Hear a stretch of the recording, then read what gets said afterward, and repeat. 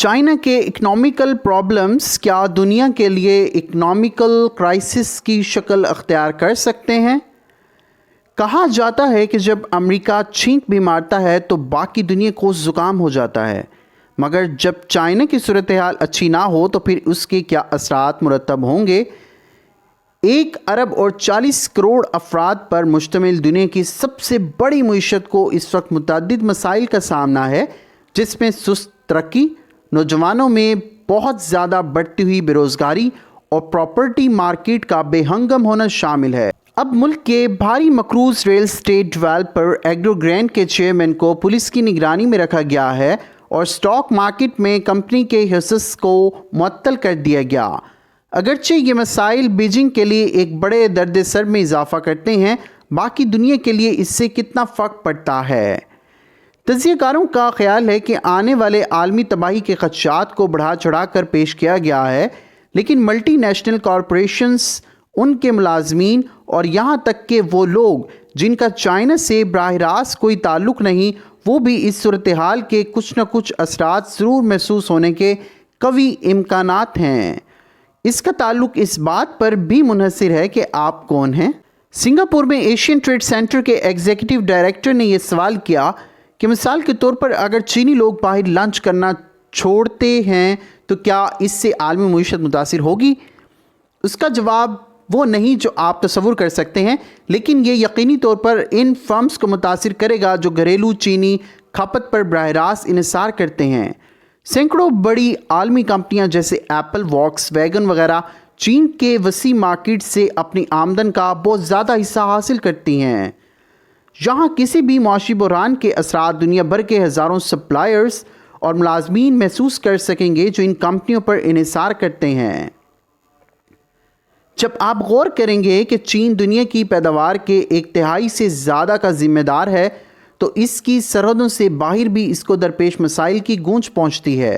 अमरीकी credit rating agency Fitch ने गुज़िश्ता माह कहा था कि चीन की सुस्त रवि आलमी तरक्की के इम्कानात पर साया डाल रही है और उसने सन 2024 में पूरी दुनिया के लिए अपनी पेशगोई को कम कर दिया है। ताहम बाज़ माहिरीन इक़्तिसादियात के मुताबिक इस ख्याल को बढ़ा चढ़ा कर पेश किया गया है कि चीन आलमी खुशहाली का इंजन है।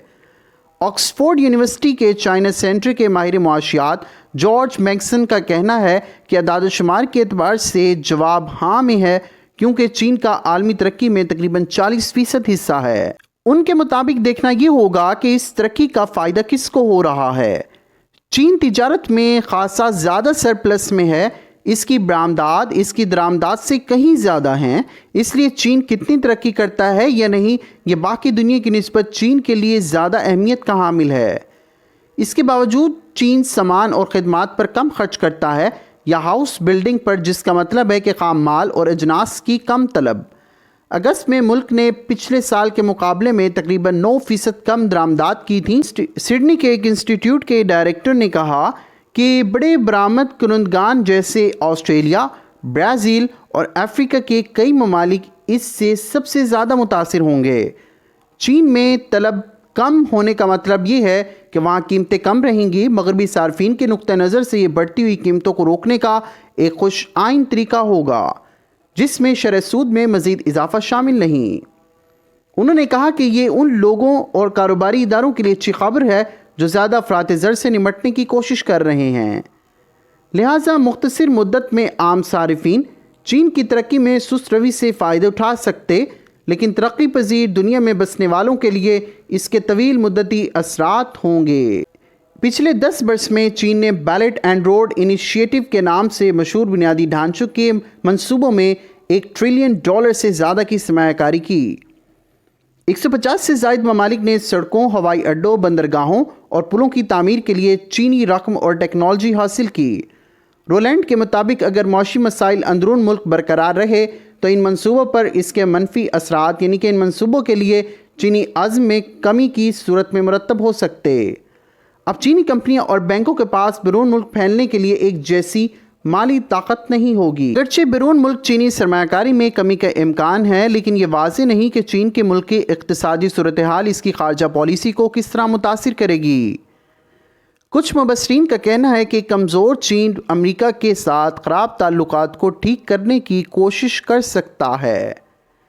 امریکی تجارتی پابندیاں جزوی طور پر اس سال کی پہلی شش ماہی میں امریکہ کے لیے چینی برآمدات میں 25% کمی کا باعث بنتی ہے، جبکہ امریکی وزیر تجارت نے حال ہی میں کچھ امریکی کمپنیوں کے لیے ملک کو سرمایہ کاری کے لیے ناقابل قبول قرار دیا، لیکن اس بات کا کوئی ثبوت نہیں کہ چین کا نقطہ نظر نرم ہو رہا ہے۔ بیجنگ ان پابندیوں کے باوجود جوابی کارروائی جاری رکھے ہوئے ہے۔ اکثر مغربی ممالک سرد جنگ کی ذہنیت کا مظاہرہ کرتے ہوئے روس کے ولادیمیر پوٹن اور شام کے بشار الاسد جیسے پابندیوں کے شکار آمرانہ روش والے رہنماؤں کے ساتھ اچھی تعلقات برقرار رکھے ہوئے، اس سب کے باوجود امریکہ اور یورپی یونین کے حکام کے وفود ہر ماہ دو طرفہ تجارت پر بات چیت جاری رکھنے کے لیے چین کا رخ کر رہے ہیں۔ سچ یہ ہے کہ بہت کم لوگ جانتے ہیں کہ چین کے ظاہری بیانیے اور چینی پالیسی کے درمیان کیا فرق پایا جاتا ہے۔ اس غیر یقینی صورتحال کے بارے میں ایک مطالعہ واشنگٹن میں مبصرین کی طرف سے آیا، جن کا کہنا ہے کہ چینی معیشت میں مندی اس پر اثر ڈال سکتی ہے کہ یہ تائیوان کے ساتھ کیا سلوک کرتا ہے۔ امریکی صدر جو بائیڈن نے کہا کہ مجھے نہیں لگتا کہ چین کے لیے تائیوان پر حملہ کرے۔ حقیقت میں یہ سب اس کے برعکس ہے۔ امریکی صدر کے مطابق چین کے پاس شاید اتنی صلاحیت نہیں جو اس کے پاس پہلے ہوا کرتی تھی۔ اس کے علاوہ چین کا مالیاتی نظام اتنا غالب نہیں کہ جس کے سن 2008 میں امریکی مالی بحران کی طرح براہ راست عالمی اثرات مرتب ہوں۔ ان کا کہنا ہے کہ ہم عالمی سطح پر ایک دوسرے سے جڑے ہوئے ہیں۔